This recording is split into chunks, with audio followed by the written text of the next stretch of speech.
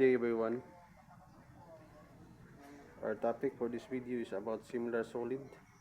In finding the volume, only given is the surface area based on this image of a pyramid. As you can see, we have the surface area of the, the first image. Surface area is equal to 16 centimeter squared and the volume is 20 centimeter cube. And the second image is also a pyramid, and the surface area is 25 centimeter squared and the volume is missing, and we have to solve for this volume using the given surface area. First things first, in finding the volume, we have to get the scale factor of the base of these two pyramid in ratio form. So we have 16 for the first image and the 25 for the second image. The second step is squared the 16 and 25, which you can get 4 and 5. The third step is we have to cube the 4 over 5. So the cube of 4 is 64 and the cube of 5 is 25, and that is the scale factor of the base of these two pyramids. The next step is we have to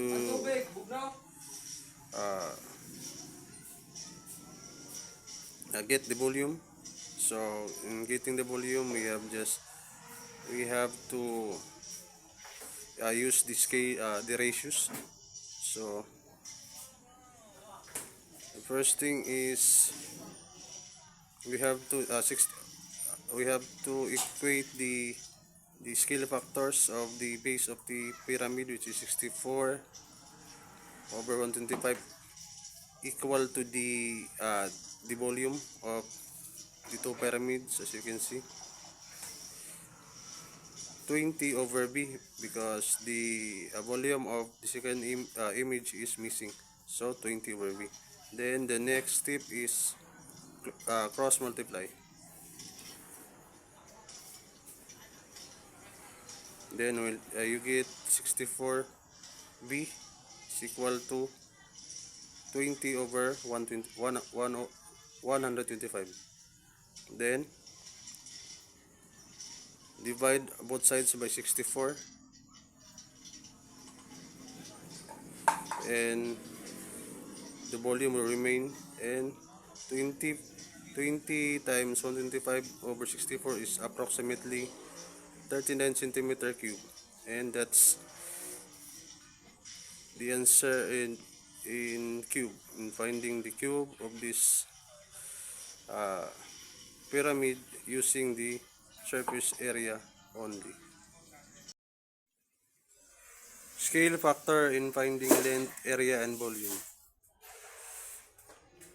As you can see, we have two image, the image A and image B, where the length of the image A is, as you can see, is 2 and the image B is 3.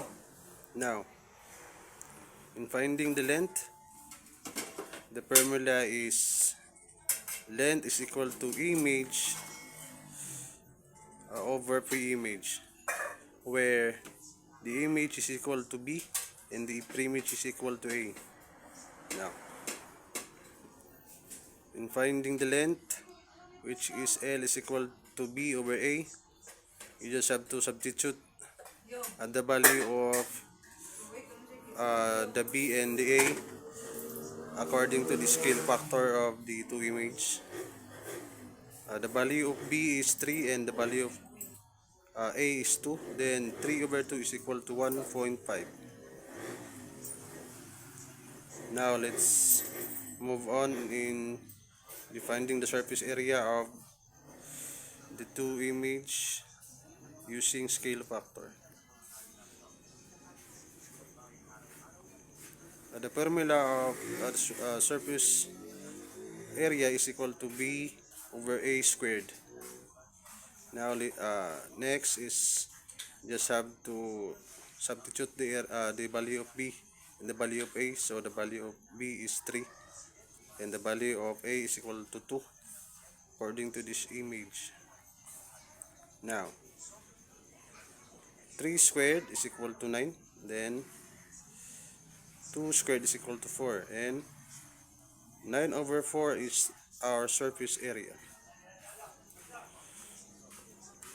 The formula of getting the volume using scale factor, the formula is B is equal to B over A cube. So, substitute the value of A, B and A according to this image using the scale factor. The value of B is 3 and the value of A is 2. Both and cube. So 3 cube is equal to 27 and the 2 cube is equal to 8, and our volume is 27 over 8.